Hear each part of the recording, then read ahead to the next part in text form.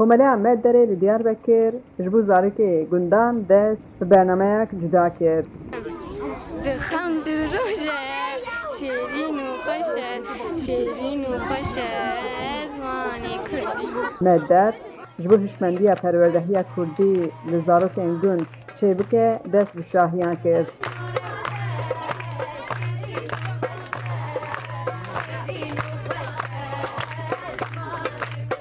Li şahiyan de alfabeya Kurdî fêrî zarokan dikin, danên Kurdî dibêjin û dersan Kurdî didin.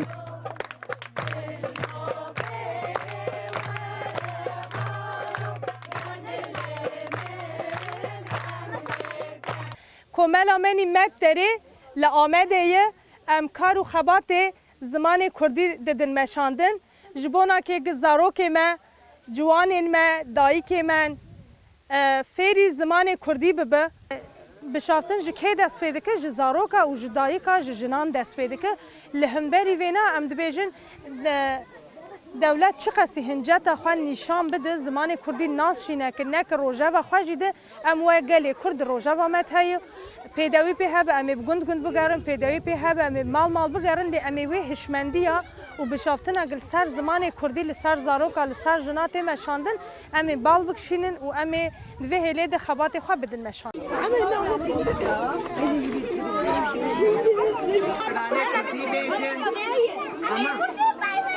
الفابا ماشي هي الفابا ابانا حلفه بالتركيع تمام خد حلفه ام صارت لي قدام تيت تيت تمام هر حدا تيت زمر ميناك قدم بدا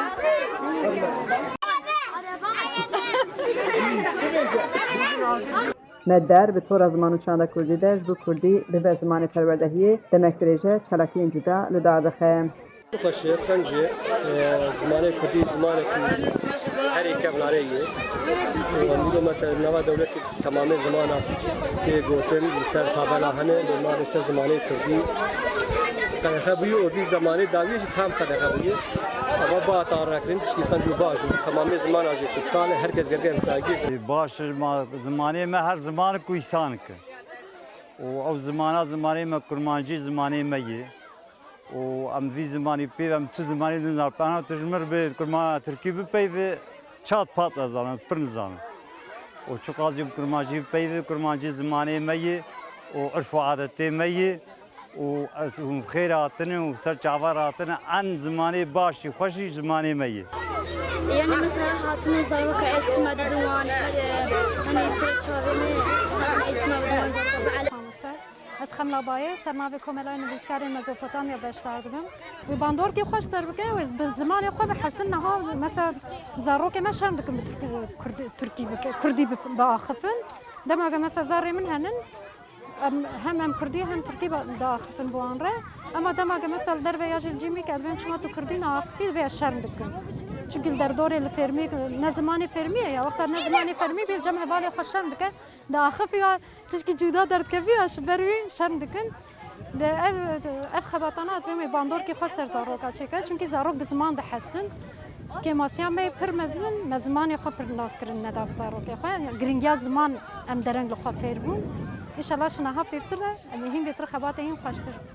Zarok bi şahiya Medderê demên xweş derbas kirin. Komela ziman û çanda Kurdî jî li navçe û li gundên cuda wê heman bernameyan xwe bidomînin. Armanca wan jî ew e ku li Tirkiyê zimanê Kurdî bibe zimanê fermî û yê perwerdehiyê.